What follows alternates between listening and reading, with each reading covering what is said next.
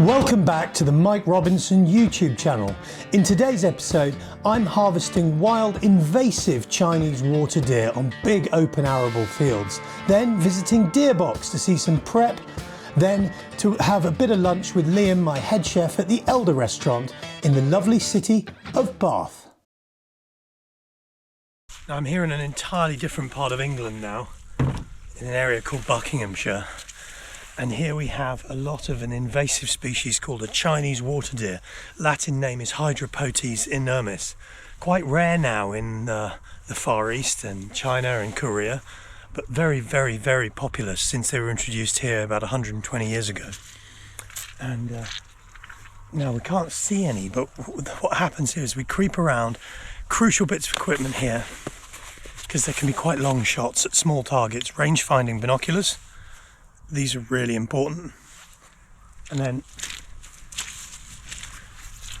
we're using two rifles. We're using a little 22 caliber rimfire, shooting little Hornady 22 subsonics.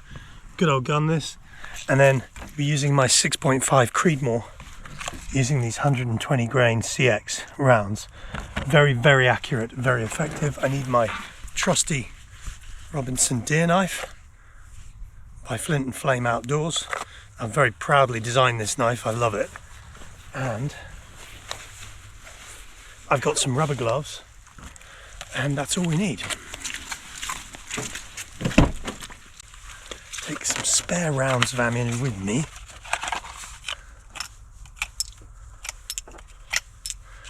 That gives me 9 rounds. Should do the job.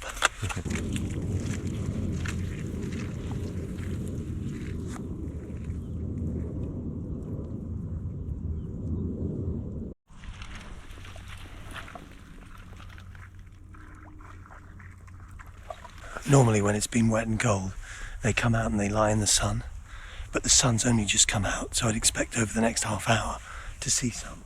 And I'm seeing the huge amounts of tracks, so the deer are in the hedges, and at some point they're going to come out in the fields.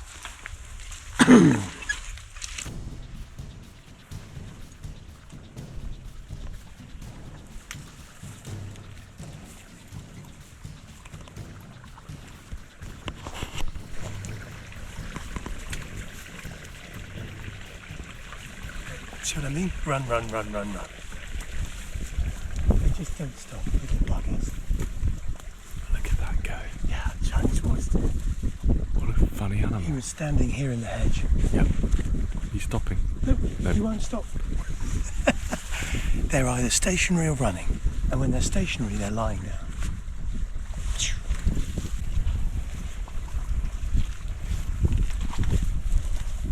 Difficult deer to hunt.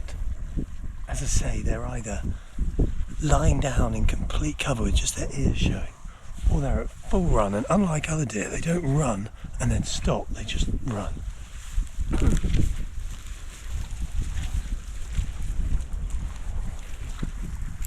Oh, there's a Chinese water deer lying in the field. It looks like a rock, 300 yards away.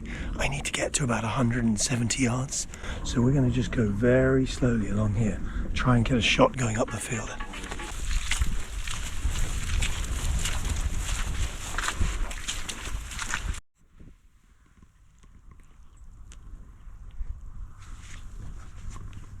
Still 220 yards.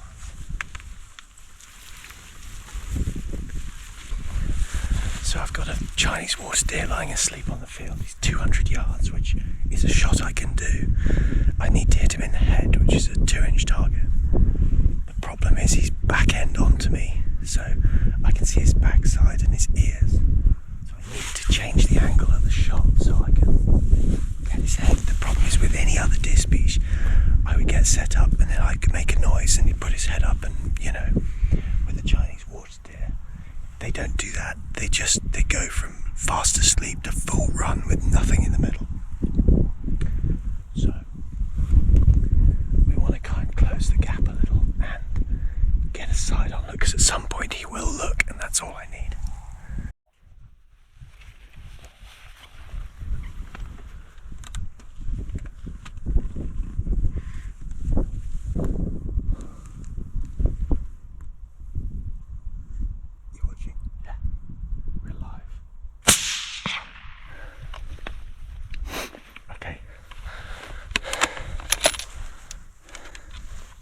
Perfect. Perfect shot. In the back of the head. So I had to wait until he never knew we were here, he never put his head up. And I had to wait until he put his head up. He's shot in the head. Dogs, find it! Good shooting. It's quite technical shooting, this. Oh. Look at Millie pulling out Foff. Oh no. Millie! Yeah, that was pretty perfect. Smack in the back of the head. It's not the prettiest sight, but the bullet's taken the deer in the back of the head. The deer never knew anything, never even knew we were here. And again, for me, this is a really humane way of dispatching deer. We put a good stalk in on that deer. We closed from 400 yards to 180. And this rifle with the scope are absolutely deathly accurate. And I really love this Vortex lightweight razor scope. Goes up to 22 power, which means I can really zoom in. I was on about 15 for that shot. And then, of course, the combination of all three elements makes for an inhumanly accurate rifle. And that is our job. So one of the reasons why Chinese water deer can survive such cold temperature is literally this, look. This hollow, unbelievably thick fur. And in the winter, and that's on the ground because when you shoot a deer in the head, very often it kicks for a minute or two. And Millie, doing her job, figured out that the deer might not be dead even though it was, so she's just, making sure. Good girl, Millie. An excellent old dog. 11 years old and still an absolute machine.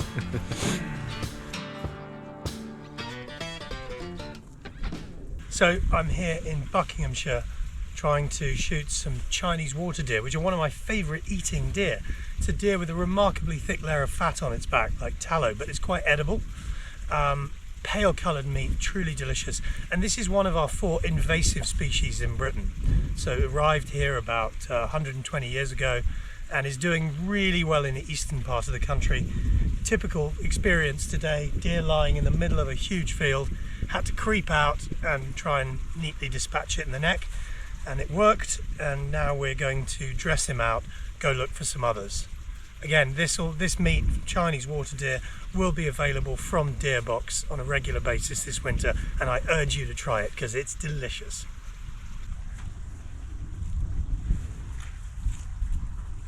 So we always reward the dog. This has been done since man domesticated dogs tens of thousands of years ago. Dog has her reward. Millie, you're an angel. Sorrel, come here. Come on. That's it, walk round the puddle. Such a princess. Good girls.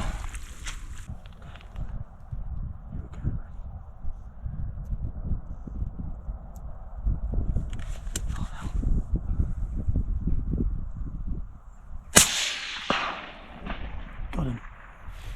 You're joking, really? No. Got him. 188 yards. 188. I waited till he was looking straight at me and I put the crosshair literally on the top of his skull. So let's go and have a look. Yeah, that's pretty fair. Got him.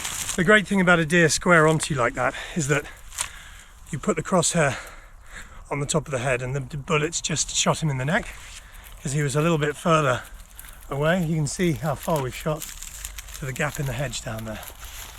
I'll check the distance. 193 yards, so just shy of 200. Happy enough with that. Right, we'll carry him down. Well done, Millie. This little Chinese that I shot yesterday, so if you can skin that off, I'm going to get Wayne to butcher it, and then we're going to take it back and do some cooking. Great. What time shall I come round? You can come round about 2 o'clock. Perfect. I will not be done by then. So Warren is deer manager and effectively manager of Boox. So he runs the business, he manages the land, makes sure that the right numbers of deer are harvested from the right pieces of land. He also oversees the sales and on occasion skins the deer as well. So he really is. Got to remind the young ones how to do it. You do, yeah. No, I mean, it's good to see Wells learning. So this is a typical Chinese water deer. Pretty good condition. It's fatty, isn't it? They should. I was going to say this time of year they should have a nice bit of fat on them. Usually down here. Usually down here on the back. It's a digit. That's right. Fine. Nice. Digits are like We're always leather. the only ones here with spare digits. You know, like. So here we have a selection of different deer. We have nice fallow deer here in lovely condition. These are yearlings, younger ones, and then you've got some bigger ones. Then here you have Sika deer. These are Sika. See, they're black and hairy and amazing. And then turning around here we have some lovely muntjac. This is your muntjac. Nice stocky little deer, beautiful internal. And then here we have roe deer. So there's 4 species of deer in this larder. There's fallow, roe, muntjac and Sika out of the 6 that we have in the country. And in fact 5 because he's doing a Chinese water deer. So the only one that's not in here today is a red deer.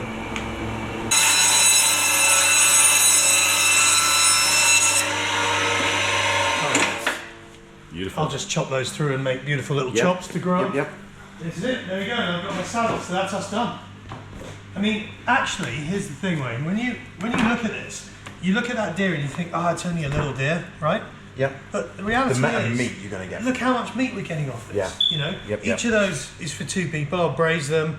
Then each of these will do at least 4, so that's 8, that's 10, that's 12, that's 14, I'm going to get 22 people's worth of food Oh, out of them. absolutely. That small animal.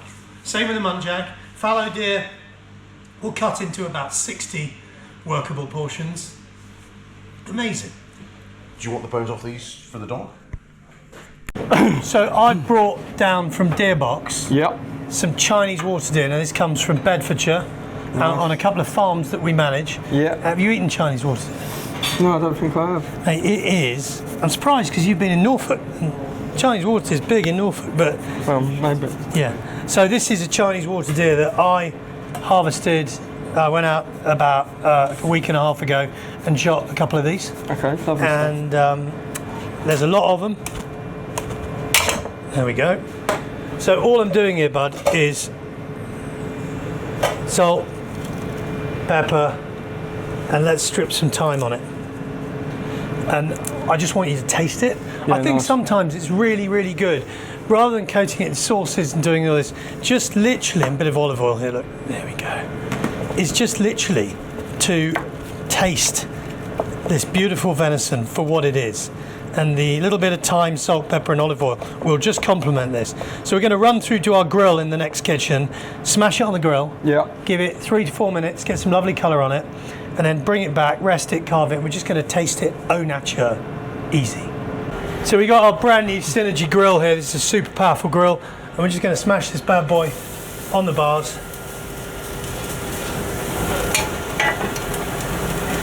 Get some lovely colour on it.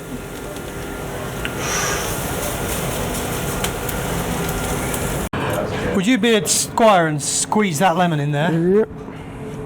Probably maybe 2. And this is one of the great little tips. We've got extra virgin olive oil, real good stuff, right? We've got a little bit of pepper, and I'm going to use 1 garlic clove.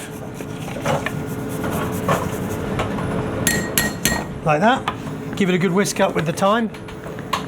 What will happen is the garlic and the lemon will lightly emulsify into the olive oil. And now you can just dress that bad boy with that for me. Whoa. Solid. A bit more sea salt. That looks great. Right, let's taste. Right. So I've just washed my hands and carving across the grain this beautiful deer, Chinese water deer, harvested by yours truly. I just want you to have a look at this, my friend.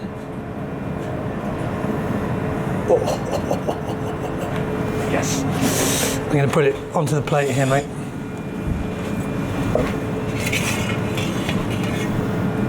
Oh yeah, go for it. Shall we? Venison cookery can and should be that simple. We can dress it up with sauces, we can add stuff, but all of us at heart love simple food, don't Absolutely, definitely. Simpler the better. we? Taste, my friend.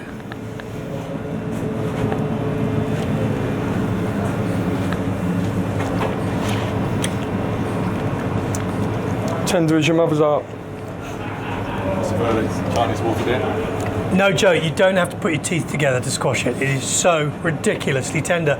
And it totally defies the age-old misconception that venison is strong, bloody, red, dark and meaty. That is like the tenderest piece of chicken or veal you've ever eaten. So we're here again at the Elder restaurant, where we're constantly developing new ways to cook venison in Bath. If you want to come, give us a visit. If you want some of this beautiful product on your own plate at home, deerbox.co.uk delivers to your door. Join me next time for another adventure in wild food and cooking on the Mike Robinson Chef YouTube channel. Don't forget to like and subscribe.